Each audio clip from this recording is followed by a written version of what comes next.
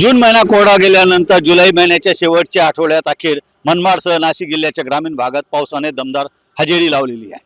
पावसाअभावी पिके जे करपू लागली होती त्यांना आता जीवदान मिळालेलं आहे. मी आता उभा आहे एका शेतात. आपण बघू शकतो या शेतकऱ्याने मका पेरलेला होता.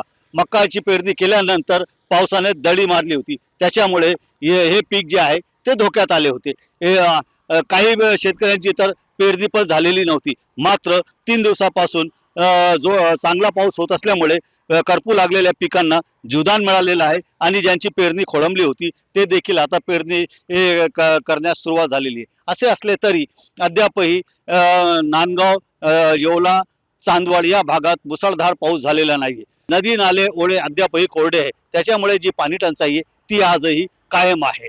पाणी टंचाईमुळे त्रस्त असलेल्या नागरिकांना आता प्रतीक्षा आहे ती मुसळधार पावसाची.